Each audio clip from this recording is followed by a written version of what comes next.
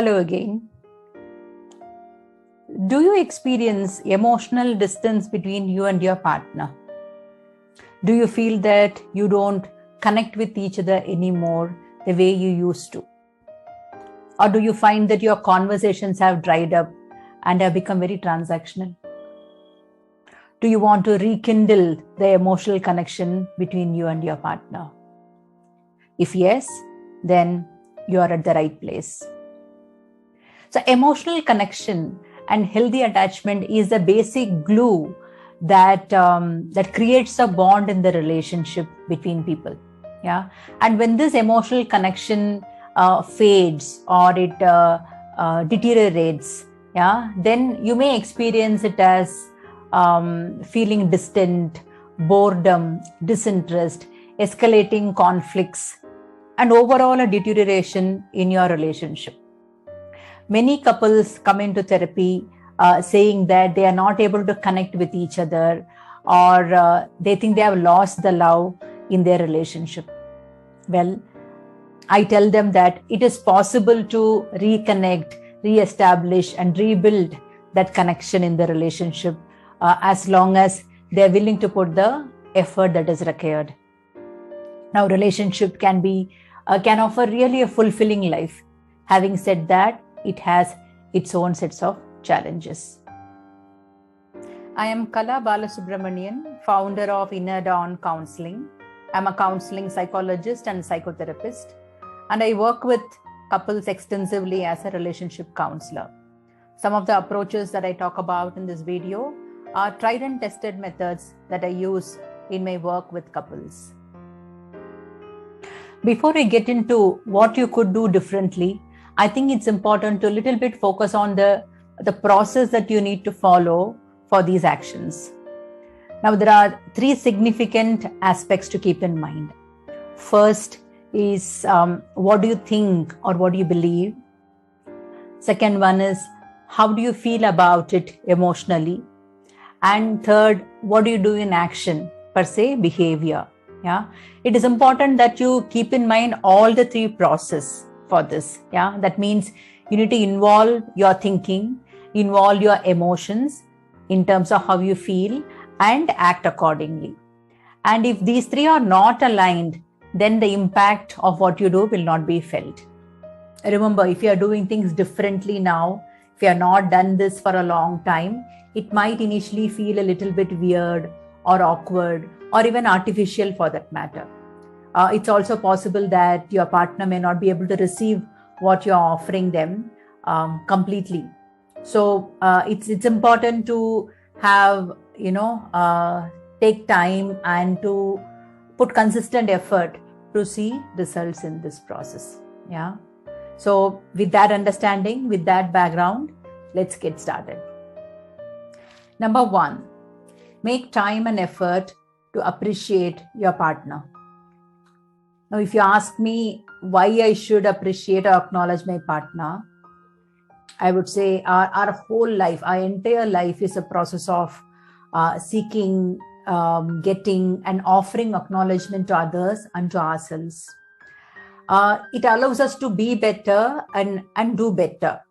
And when that does not happen, it takes us toward discontentment, and definitely in a relationship, we move into the slippery slope of taking each other for granted.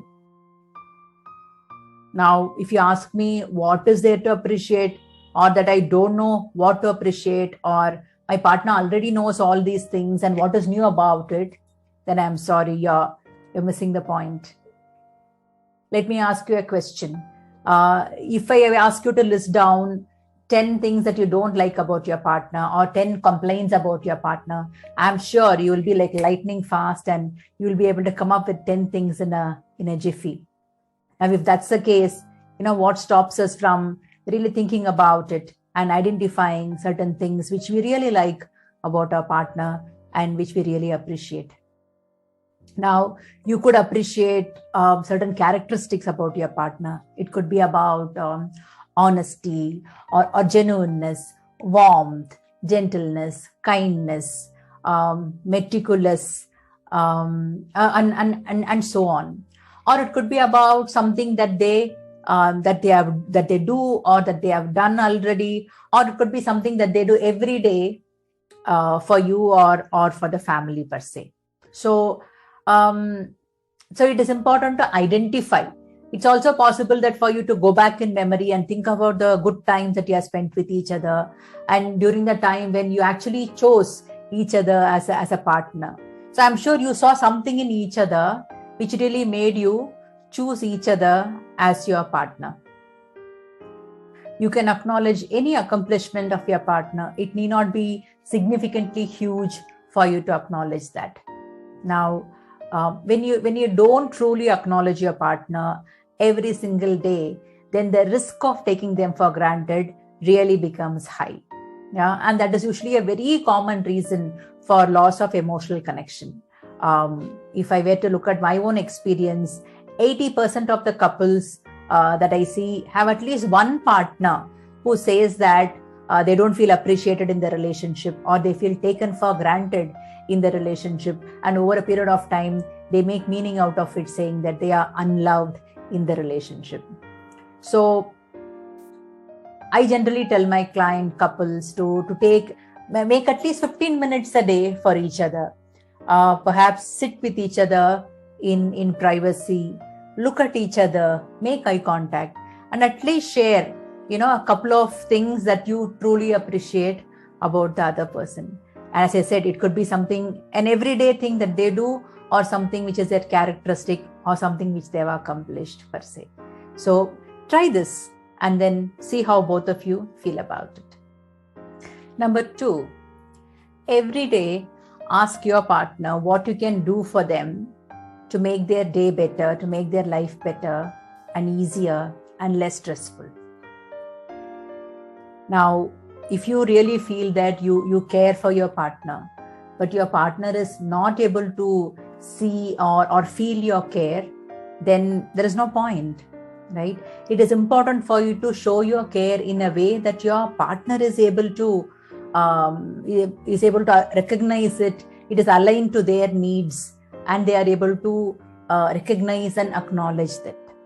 Yeah. Now, you can figure out a time frame that you want. It could be 15 minutes, it could be half an hour a day that you can allocate, and you can tell your partner that I have 15 minutes with me, and throughout the day, anytime during the day, and would you like me to do something in that time that would make your life easier or better? Yeah. And make that time for your partner. And this could be a chore, or this could be an activity, or anything of their choice. Now, don't tell me that I am busy and I don't have the time. The question is your relationship worth that 15-20 minutes of your time to spend on that? And spend that 15 minutes doing that agreed activity. Here you are showing that you really care for your partner in action. Yeah. Don't crib or complain or inside your head say, oh no, or resent that you have to do this. Yeah. What you're doing is you're showing care and letting your partner receive that care from you. And your need is to build emotional connection, isn't it? Number 3, be involved and stay interested in your partner's work or life or projects or interests. How many times do you really ask about how your partner's day was? How much do you really show interest and involvement in what your partner does? Now, this does not mean that, you ask a question and then, go into your mobile or drift off mentally. This means asking them about their day and keenly listening to their answer and responding accordingly. Now, your partner could be a working professional or could be a stay-at-home partner. No matter what they do, no matter what they're involved in, how much do you show interest in that? And if you have not been doing it, it is high time you do that. Any work that your partner does, any contribution your partner does is important, and there is always dignity of labor, and it needs to be respected and acknowledged. And make it a point to ask them every day how their day went, were there any problems, were there any highlights, did they face any challenges, would they like to share anything with you about that? It may or may not be necessary for you to solve their problems, but to stay curious, to listen and to stay interested in your partner's interest and activities. And if you are able to do this with genuine interest and involvement, you are also conveying through that whatever happens to you, it really matters to me. So here we are. So if you are able to involve all the three aspects that we talked about earlier, mentally, emotionally, and behaviorally, this could be a very good starting point for you to reignite that emotional connection with your partner. Now, having said that, if you have unresolved conflicts in your relationship, or recurring escalating conflicts happening between the two of you, or any significant damage to your relationship, or no matter what you try, you're not able to establish contact, then opting for or choosing to be in couple therapy could be an option that you may want to consider.